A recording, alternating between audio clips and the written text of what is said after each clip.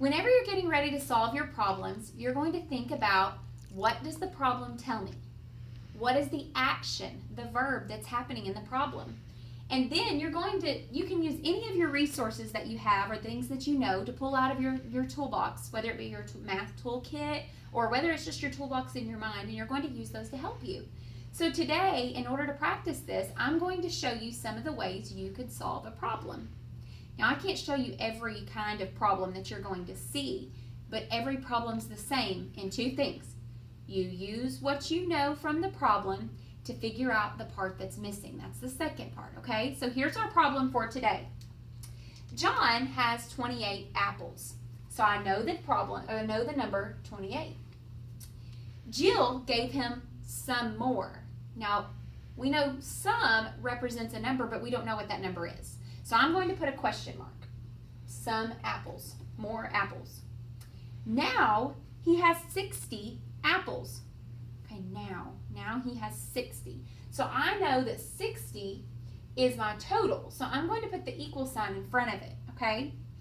And if I'm trying to figure out this amount and this amount, those are parts. So in your toolkit of the resources that was sent home, you have this box, and it's called a part whole.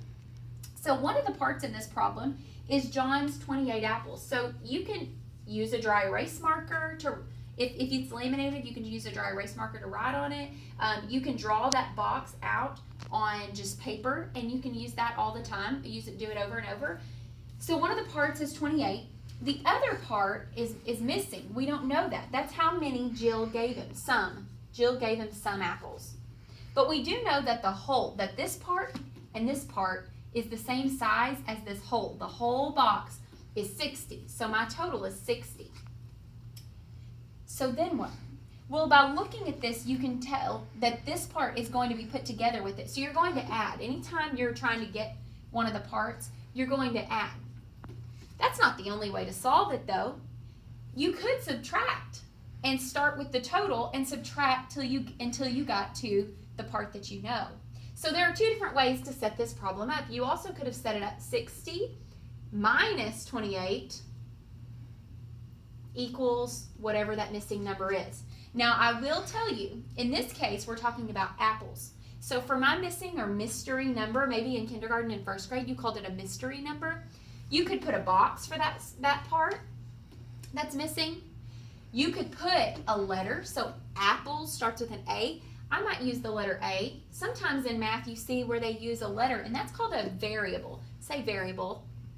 Variable. Very good. So sometimes they'll use a letter, and it's like a mystery box. If it confuses you, just erase it and put a question mark or a box. I'm going to show you some ways that you can solve this problem.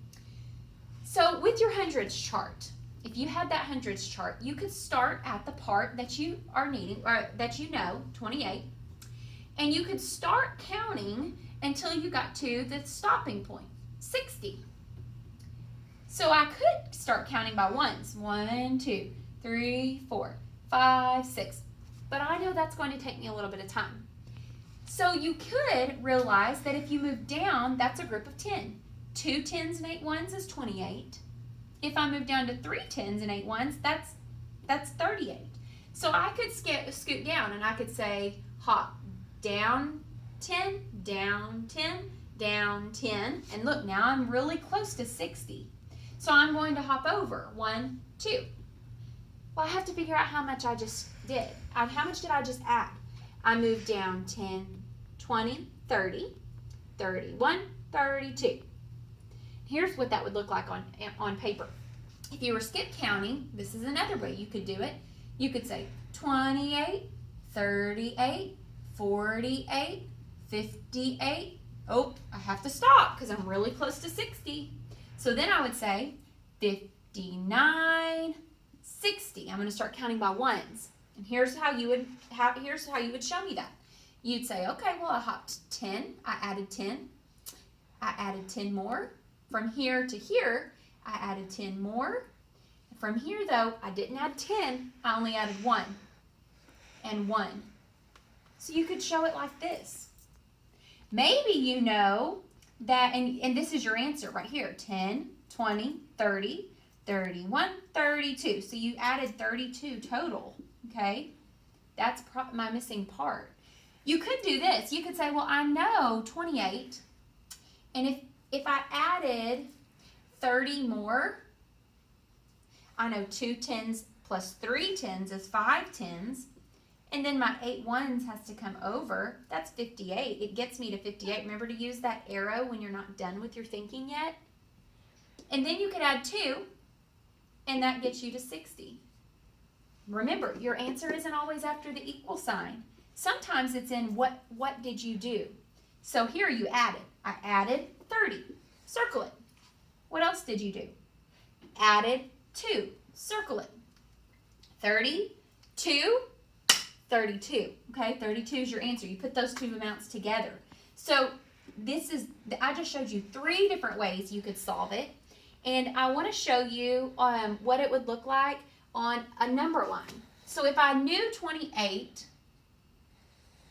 okay, and all of these you could do backwards as well. You could start at 60 and you could count back to 50, 40. I'll do it that way right here, okay? I'm at 50, okay, and I want to get to 28.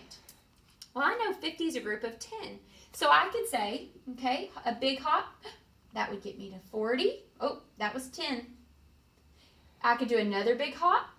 That would get me to 30. Oop, that's another 10. And then, I made it a little bit too long because it can't be the same distance, see? I could hop back little hops. Hop 1, hop 2. Well, what did I just go back? I went 29, 28, didn't I? So I went from, I was supposed to start at 60. My bad. So say 60 is over here, and that would be another group of 10. Sorry, I was starting at 50 as the whole. I need to pay attention.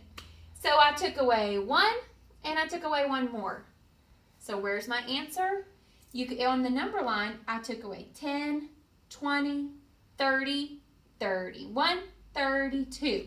So up here, my variable, the answer would be 32.